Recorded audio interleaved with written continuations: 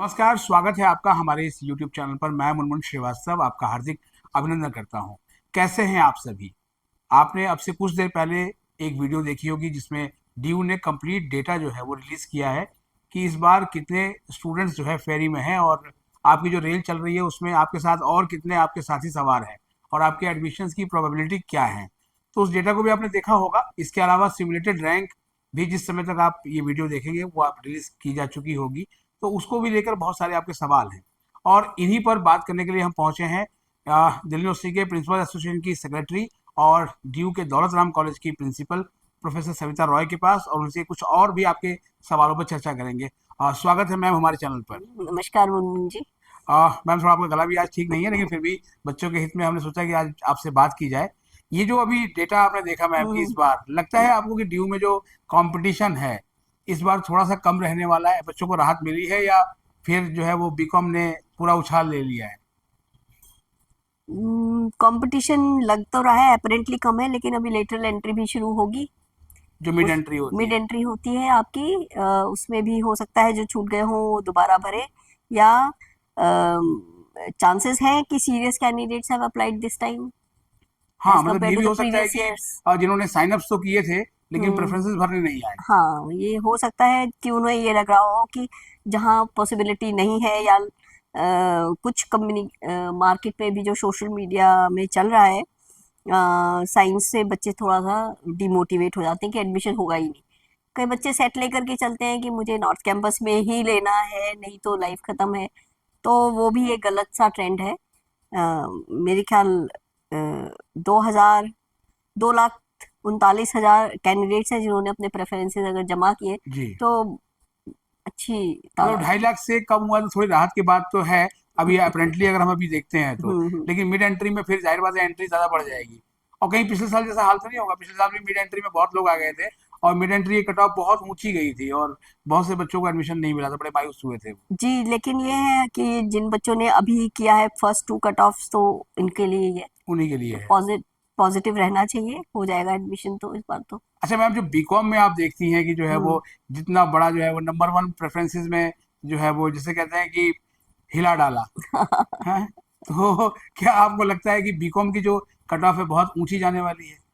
आ, मतलब बीकॉम की मुझे लग रहा है most of the college first round, उसके बाद जो आपका सेकेंड राउंड आएगा जिसके अंदर आपकी अपग्रेडेशन होगी, जो कि ऑटोमेटिक है आपकी बार, उसमें सीट्स भर जानी चाहिए। 85 to 90% अच्छा सीट मैम, भर ये जाएंगे। ऑटो अपग्रेडेशन क्या है इस बार? ये इसकी भी बड़ी चर्चा है। इसमें जिस बच्चे का पहली अलॉटमेंट के बाद सेकेंड अलॉटमेंट में उसकी प्रेफरेंस आ जाती है, उसके उसके ऑप्शन प्रेफरेंस का कम सब्जेक्ट लिस्ट में वो प्रेफरेंस सीट खाली है, तो वो अपने आप सिस्टम उसको ऑटो अपडेट करके और उसको वहाँ एडमिट कर देगा। उसमें बच्चे की चॉइस की वेट नहीं होगी। हाँ, जैसा कि वो वीसी साहब ने प्रेस कॉन्फ्रेंस में कहा था जी जी जी, कि ऐसा ही ऑटो होगा। एक्सेप्ट जो ऑटो है वो। ऑटो अपग्रेड हो जाएगा उसमें। बच्चे की वेट नहीं करेंगे कि वो एक्सेप्ट करता है या नहीं। The person the child will be allotted that college. तो तो उसको भी, उससे भी काफी फर्क पड़ेगा। हाँ, फर्क पड़ेगा। और जैसे मैंने पहली बार बताया भी था, पिछले साल भी बताया था कि आप अपने प्रेफरेंस प्लस कॉलेज लिस्ट ऐसा ना बना दें कि जिसमें मिले उसमें आप खुश हो, ऑटो अपग्रेड हो गया उस कॉलेज में जिसके अंदर आप चाहते नहीं हो। हाँ, तो वो बड़ी समझदारी से बनाने के लिए कहते हैं कि जो मतलब वो चाहिए वो पहले। अपग्रेडेशन वाली जो एक्सरसाइज है वो भी बहुत ध्यान से करना है। जी, वो सारा ही अपग्रेडेशन और प्रेफरेंस ऑफ द कॉलेज में, preference of the college will depend on your choice. अगर आपको जिस कॉलेज में चाहिए ही नहीं उसको नहीं भरना, जो कोर्स नहीं चाहिए नहीं उसको नहीं भरना अपने ऊपर। और जहां पर आपका प्रेफरेंस मिल गया, आपने एडमिशन ले लिया, और उसके ऊपर की कोई सीट खाली होती है, तो आपको ज़्यादा मेहनत नहीं करनी कि दोबारा देख रहे हैं, आपको मिल जाएगी ऑटोमेटिकली। तो it will save time also and. अच्छा मैम, ये जो हम कंप्लीट डाटा देखते हैं जो आज रिलीज किया गया, इसके मुताबिक एक एवरेज 83 प्रेफरेंसेस बनाई है बच्चों ने, और एक ने तो 1414 बनाई है। बहुत ज़्यादा मेहनत की, मुझे नहीं लग रहा इतना बनाने की ज़रूरत थी। क्योंकि बच्चे को पता होता है, हर एक बच्चा 3 या 4 कोर्सेज प्रेफर करता है। अब 3 या 4 कोर्सेज के अंदर अगर उसने अपनी कॉम्बिनेशन अपने रैंक मार्क्स के अकॉर्डिंग की होगी, तो मुझे लगा ज़्यादा से ज़्यादा 50 50 से कम प्रेफरेंस प्लस कॉलेज में भी बन जानी चाहिए थी। लेकिन इतनी 1400 कॉम्बिनेशंस आप बना लेना, प्रेफरेंसेस बना लेना, बहुत ज्यादा होमवर्क है। अच्छा, ऑर्फन कोटा में भी हमने देखा कि मैम काफी अच्छी संख्या में एप्लीकेशन है, 500 कुछ है इस बार। हाँ, दे तो विल गेट एडमिशन तो 500। ये जितने भी ये बच्चे हैं इनको मिल जाएगा मैम, लगता है आपको? होपफुली सबको एडजस्ट होगा, और उसमें मुझे दिख रहा है कि मेल फीमेल रेशियो इक्वल है। हम्म। तो मैं तो यही दरख्वास्त करूंगी यूनिवर्सिटीज पहले फीमेल कॉलेजेस में फीमेल को एडजस्ट करके मेल को एडजस्ट करें। अच्छा, और मैम जो SGL single girl child quota जो है, उसमें भी नंबर ऑफ एप्लीकेशंस काफी हाँ आई हैं हाँ इस बार। हाँ हाँ। तो उनको उनके लिए क्या प्रोबेबिलिटी लग रही है आपको? उनके लिए मतलब इतनी एश्योरेंस नहीं कह सकते, क्योंकि नंबर ज़्यादा है बहुत, और उनके प्रेफरेंस ऑफ द कोर्स पे भी बहुत डिपेंड करेगा। हो सकता है उनको बिना प्रेफरेंस वाले स्ट्रीम में मिल जाए better choice as compared to single girl child, क्योंकि ये नंबर बहुत ज़्यादा है।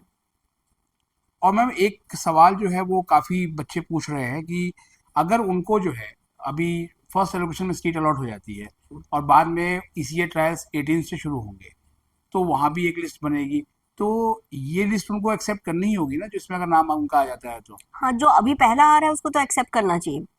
उसके बाद अगर ईसीए में उनका नाम आ जाता है तो वो यहाँ से विड्रॉ करके ईसीए के थ्रू एडमिशन लेंगे, तो ये सीट वेकेंट होगी। ये कोई उम्मीद नहीं है कि आप ईसीए में आप मान के बैठे कि आपका हो ही जाएगा। जिसमें ट्रायल है, you never know on the day will you be able to perform और नॉट। हो सकता है मेरी तरह गला खराब हो गया, कोई सिंग ही नहीं कर पाए, तो चांस नहीं छोड़ना चाहिए। जहाँ एडमिशन पहले हो है वहाँ पक्का एडमिशन ले लेना चाहिए। फिर बाद में इम्प्रूवमेंट का स्कोप रहता है, आप ट्रायल्स के बेसिस पे या स्पोर्ट्स कोटा के बेसिस पे कर ले। एक और भी चीज़ से मैम जो है वो इस बार एक नई शुरुआत हुई थी कि क्लास 10th के मार्क्स भी लिए गए थे कि अगर टाई ब्रेकिंग रूल्स में वहां तक गए तो आपको लगता है कि टाई ब्रेकिंग तक जाने की नौबत आएगी? क्योंकि अगले 2 दिन में इसकी कवायद होगी और उसके बाद पहली एलोकेशन ढाई हमारी लाख फिर। बच्चे हैं तो हो सकता है, क्यों नहीं। और कट थ्रोट कंपटीशन है, एक एक नंबर के ऊपर बहुत बहुत सारे बच्चे भी बैठे हैं आपके स्कोर के ऊपर। तो 12th क्लास और 10th क्लास के मार्क्स इंपॉर्टेंट रहेंगे। हो सकता है जरूरत पड़ जाए यूनिवर्सिटी को। और मैम NCC के बच्चों का सवाल है कि क्या उन्हें भी उनका भी ट्रायल होगा? नहीं, एनसीसी के बच्चे जहाँ एडमिट होंगे, जहाँ अगर उन्होंने ईसीए के कोटा के थ्रू किया है तो उनको अलॉटमेंट होगी कॉलेज में, और जहाँ जिस कॉलेज में जाएंगे वहाँ उनको एनसीसी अपने आप मिल जाएगी, उनको कोई ट्रायल की जरूरत नहीं है। एक हम इस लिस्ट में मैम देख रहे हैं जोलॉजी ऑनर्स, ये हम्म। भी इस लिस्ट में जो है आया है। तो क्या आपको लगता है कि जो अप्लाइड साइंसेज से जो है थोड़ा सा प्योर साइंसेज की तरफ जो है वो शिफ्ट हो रहा है?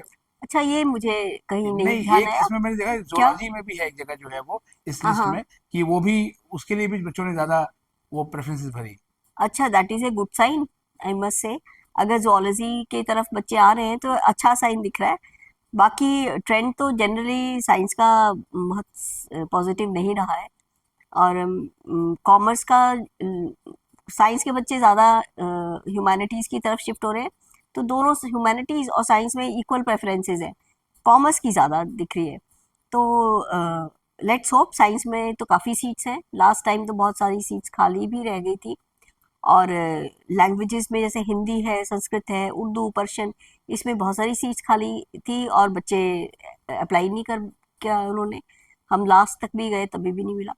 तो ये सारी डेमोग्राफी, बच्चों की चॉइस क्या सोचता है बच्चा, उनको किस करियर को आगे लेना है उसके ऊपर डिपेंड करता है। तो हम लोग भी सोचेंगे, अगर ये सब्जेक्ट्स बहुत 4-5 साल तक अगर इसी तरह से कम बच्चों में रहा, तो खत्म करने की जगह थोड़ा सा हम लोग उन सीट्स को सोचेंगे, रिक्वेस्ट करेंगे यूनिवर्सिटी को कि किसी अच्छे जो कि बच्चे पढ़ना चाहते हैं उन कोर्सेज में सीट्स ट्रांसफर करने की परमिशन दी जाए। और अब तो हमारी फैकल्टी भी सब है, अगर उनकी तो फैकल्टी को हम लोग यूज करेंगे किसी और तरह से।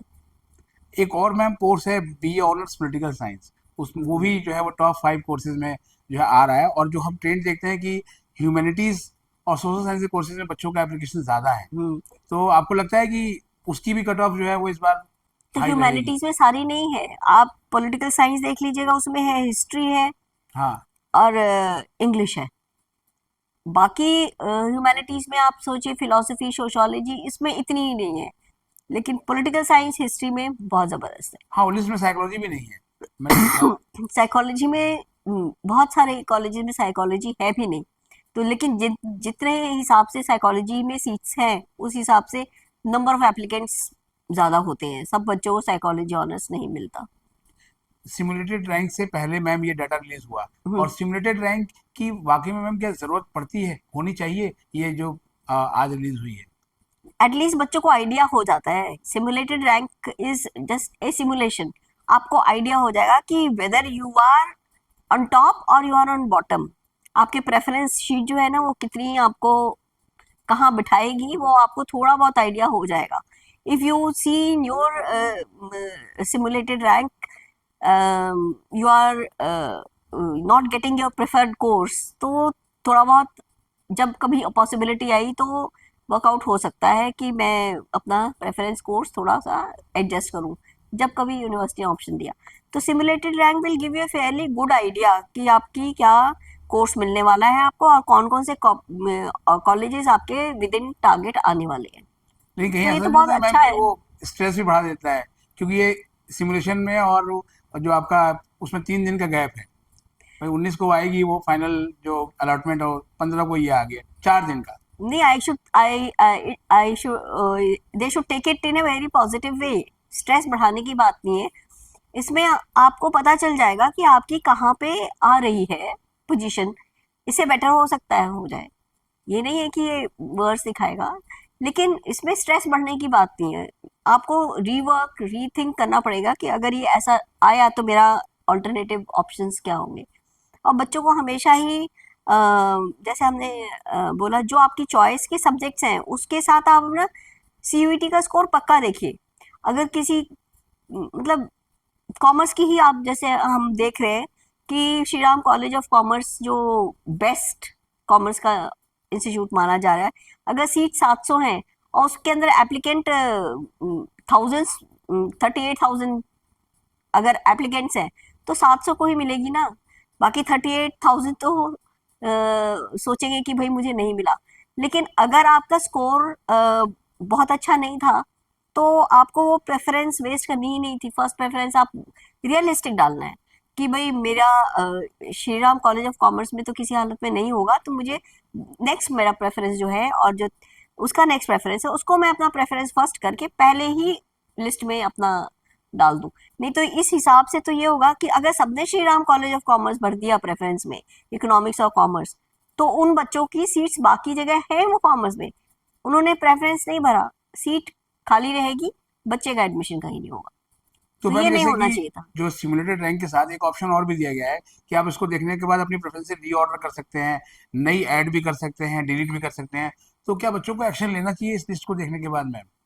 अगर बहुत ऑफ है तो, अगर बहुत ऑफ है, अगर आपका प्रेफरेंस जो आपकी एक्सपेक्टेशन कोर्स और कॉलेज की है वो बिल्कुल ही आपके एक्सपेक्टेशन के अकॉर्डिंग नहीं है, then your preference read list जो आपको सोचना पड़ेगा बैठ करके और रिवर्क कर लो। लेकिन अगर बहुत ऑफ नहीं है तो नहीं करना चाहिए। मैं नहीं कहूंगी कि बहुत करो अभी बैठ करके, बिल्कुल। It is a simulation, is not actually an allotment. Allotment में होगी तो एल्गोरिथम चलेगा तो क्या होगा पता नहीं। लेकिन अगर बिल्कुल ही ऑफ है, आप सोच रहे हो आपका कोर्स फर्स्ट प्रेफरेंस मान लो आपकी साइकोलॉजी है और आपको मिल ही नहीं रही, तो फिर रिवर्क करने की जरूरत है। अगर वो सीयूईटी स्कोर आपका ठीक है फिर भी आपको नहीं मिल रही और आपने कॉलेज और कॉम्बिनेशन ऐसे चूज किए नहीं मिल रहा, फिर इसके अंदर मैं एक बात जरूर बताना चाहूंगी, क्योंकि ये इस वक्त थोड़ा अपॉर्चुनिटी है कि बच्चों को पता होना चाहिए कि हमारा जो स्ट्रीम है उसके अंदर प्रोग्राम को अंडरमाइन ना करे। जो प्रोग्राम कोर्सेज होते हैं उसके अंदर भी अगर आपको अपनी डिजायर्ड कॉम्बिनेशन मिल रही है तो वो 3 साल के बाद फोर्थ ईयर में एंटर करके उनको ऑनर्स की डिग्री मिलती है। तो जैसे अगर मेरी चॉइस है साइकोलॉजी और मुझे ऑनर्स नहीं मिल रही, सिमुलेटेड लिस्ट में मुझे लग रहा है कि मुझे दूर दूर तक नहीं मिलेगी मेरे इस स्कोर से, लेकिन प्रोग्राम में करने से मुझे मिल जाएगी, तो please take program course psychology in combination with a course which you would like to have. For that आप अपने कॉलेजेस की वेबसाइट में इंफॉर्मेशन बुलेटिन में भी लिखा हुआ है साइकोलॉजी कॉम्बिनेशन विद से फिलोसफी और sociology, people are colleges are offering different combination. तो आप वो ले लो और 3 साल के बाद try to make psychology major और चौथे साल में आपको उसमें ऑनर्स मिल जाएगा। तो इसमें बहुत ज़रूरी है कि बड़े सोच समझ करके प्रोग्राम को भी, कोर्सेज को ड्यू वेटेज देने की, आप लोग उसको इग्नोर नहीं करें। हाँ, आपका हमने एक इंटरव्यू भी किया था, आपने एक जब एनईपी आया था, आपने कहा था कि बीए प्रोग्राम वाले भी ऑनर्स की डिग्री ले सकते हैं। बिल्कुल, हम तो इस बार देंगे। फोर्थ ईयर में जो प्रोग्राम वाले मेरे हैं उनको हम ऑनर्स के लिए वो रेडी हैं एनरोल करने के लिए। तो ये वो बच्चे हैं जो कि शायद ऑनर्स करना चाहते थे और they were not having those many marks and they settle with program course and now they are coming to fourth year for honours. एक चीज़ और है मैम, 15 तारीख की शाम को हम आपसे बात कर रहे हैं, 19 की शाम को पहली एलोकेशन आएगी, 4 दिन का ये लगभग वक्त है, तो आप क्या सलाह देंगे स्टूडेंट्स को इन 4 दिनों के लिए? सिमुलेटेड लिस्ट आ गई है तो फिर आप अपना पहले देखिए। उसमें आप जैसा मैंने कहा, अगर आपकी एक्सपेक्टेशन के अकॉर्डिंग वो वर्कआउट हो रही है तो remain cool, wait for the system to open and first opportunity पे आप अपने डैशबोर्ड पे एंट्री मार करके ध्यान रखिए, हम कॉलेजेस आपको कांटेक्ट करेंगे और आप admissions as soon as possible ले लीजिएगा। इस वक्त, इस साल अगर आप ये सोचे कि लास्ट डेट एक्सटेंड हो जाएगी या 11th आवर पे आप डैशबोर्ड पे जा कर के अपनी क्वेरीज का जवाब दोगे, तो प्लीज़ मत कीजिएगा। 11th आवर पे मत वेट कीजिए, जल्दी से जल्दी आप अपने डैशबोर्ड पे जाइए, अपनी रिस्पॉन्सिबिलिटी कंप्लीट कीजिए so that university takes over their responsibility and completes the admission process. एक चीज़ और भी मैम, हमने पिछले साल देखा था कि बहुत सारे बच्चे जो है वो वेरिफिकेशन के बाद फीस जमा नहीं कर रहे थे, और ये उनकी तो मुझे और भी बात समझ में नहीं आती है। और उनकी वो जो है सीट लॉस हो गई, क्योंकि कमेंट्स करके बच्चे बता रहे हैं कि हम फीस जमा नहीं कर पाए, पोर्टल दोबारा खुलेगा या क्या होगा? इसके बारे में जो है आप क्या कहेंगी मैम? नहीं, ये गलत बात है। हम सब, पूरा यूनिवर्सिटी एक स्टूडेंट की वेट करता है कि कब इसका प्रोसेस कंप्लीट हो। पूरा टाइम देने के बाद भी अगर बच्चा फीस नहीं जमा कर पाया तो क्यों नहीं अपॉर्चुनिटी दूसरे बच्चा को मिलना चाहिए जो कि वेट में है और सिंस ईगरली वेट कर रहा है अपना प्रोसेस कंप्लीट करने के लिए। हमने आपको पूरे 3 दिन दिए, आपको फीस के लिए भी एक्स्ट्रा टाइम दिया, आपको उसके बाद भी अगर आपने फीस जमा नहीं किया और फिर आप एक्सटेंशन मांगते तो this delays the entire process and this time I think university is not going to listen to this. हमें अपना सेमेस्टर टाइम पे शुरुआत करनी है और आपसे भी उम्मीद है कि आप 1 अगस्त को कॉलेजेस में आके ओरिएंटेशन ज्वाइन करें, अपना एडमिशन प्रोसेस कंप्लीट करके एक्नॉलेजमेंट स्लिप रख करके उसके बाद कॉलेजेस की वेबसाइट पर फर्दर इंस्ट्रक्शन के लिए विजिट करें। अगर दिल्ली से बाहर है अपनी रिजर्वेशन कराएं, दिल्ली आए, अगर हॉस्टल का फॉर्म अवेलेबल है वेबसाइट पे उसको भरें, क्योंकि आपकी बहुत फॉर्मेलिटीज होंगी जो दिल्ली से बाहर आएंगे। जितनी जल्दी आप अपना एडमिशन प्रोसेस कंप्लीट करके सेटल हो जाएंगे उतनी जल्दी नेक्स्ट स्टेप पे ऑन बोर्ड करेंगे। आपकी हॉस्टल की रिक्वायरमेंट होगी, आपकी ओरिएंटेशन होगी, आपको कोर्सेज ऑफर होंगे, आपको ये कॉलेजेस आपको अपनी ईमेल्स शेयर करेंगे, आपकी ईमेल्स क्रिएट करेंगे। तो before we start actually with the academic there are lot of processes which is to be done and parallel जाती है। हम एक्सटेंशन ऑफ टाइम तो हम बिल्कुल भी नहीं करेंगे कि फीस जो डिले हो गई, इतनी रिस्पॉन्सिबिलिटी, अभी 3 दिन है आप फीस का इंतजाम करके रखो। हर एक कॉलेज की फीस उसके वेबसाइट पे डली हुई होती है, हर एक कॉलेज की फीस उसके उस पर मैट्रिक्स में भी डली है। टेंटेटिवली अगर आप फीस और डेटा और अपने डॉक्यूमेंट ठीक तरह से देख करके रखते हो, there is no way you will take more than 3 hours to finish your entire process of admission. हम दे सकते हैं, हो सकता है कॉलेज डिले करे वेरिफिकेशन में, टेस्टिंग एंड मैपिंग चेक करने में, लेकिन अगर हम कर देते हैं तो आपको मुश्किल से 1 घंटा लगता है because you have preferred the college, accept it, deposit the fees and then start looking at the website of that college. और एक चीज़ और भी है मैम, आप जो है वो जो क्वेरी अगर रेज होती है at the time of verification जब आता है, तो क्या कॉलेज से कोई फ़ोन भी जा सकता है बच्चों को कि आप जल्दी से पूरा करिए, आपके इस डॉक्यूमेंट में ये यहाँ कमी है? करते हैं हम, जितना पैनिक बच्चे को नहीं होता उसे डबल पैनिक हमें हो जाता है, क्योंकि एक सीट के ऊपर अगर हम अनअटेंडेड या हमने अटेंड प्रॉपरली नहीं किया तो we are responsible to answer. हमें हर एक स्टूडेंट का आंसर करना पड़ता है एडमिशन ब्रांच को।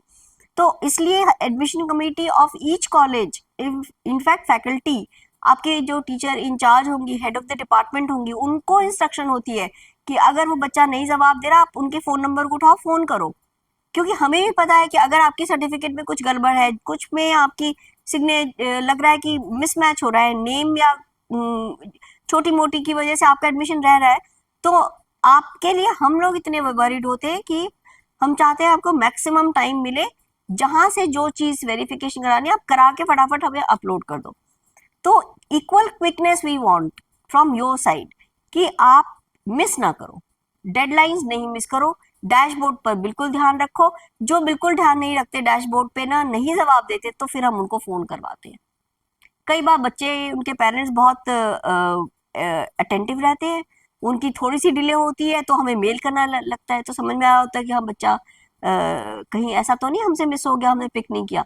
तो अपने फर्स्ट एडमिशन राउंड में बहुत विजिलेंट रहना पड़ेगा बच्चों को। और आप अगर आपको लगे कि आपका एडमिशन प्रोसेस नहीं हो रहा, एक दिन हो गया, एक्सेप्ट हो गया, बल्कि बच्चों को डैशबोर्ड पे दिखता है कि किस लेवल पे उनका ट्रांसफर हो रहा है, अगर हमने उनको किस लेवल से अप्रूव करवाया, वेरिफिकेशन हो गई या नहीं हो गई, वो बच्चों को उनको अपडेट होता रहता है।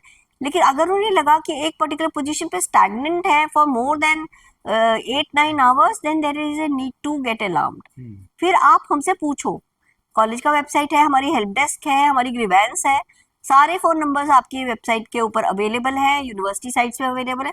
आप उस पर्टिकुलर कॉलेज को फोन करके पूछिए कि आपका एप्लीकेशन इतनी देर से डिलेड है, any problem with the case, the teacher will assure you कि नहीं प्रॉब्लम है, हम प्रोसेस करें। कई बार ये होता है कई कॉलेजेस में, which is actually not a right trend, वो सारे एप्लीकेशंस करके इकट्ठा करते फिर इकट्ठे उसको ऑन कर देते हैं, भाई सबमिटेड, तो सबको इकट्ठा दिख जाता है। तो वो नहीं होना चाहिए। धीरे धीरे एप्लीकेशंस मूव होती हैं तो यूनिवर्सिटी को भी पता चलती है पेंडेंसी नहीं है, और बच्चों को भी पता चलती है कि इतने का हो गया फ्रेंड का, तो मेरा भी आ रहा होगा।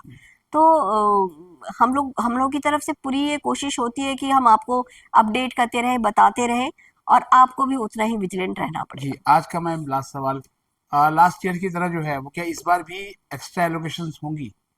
डेफिनेटली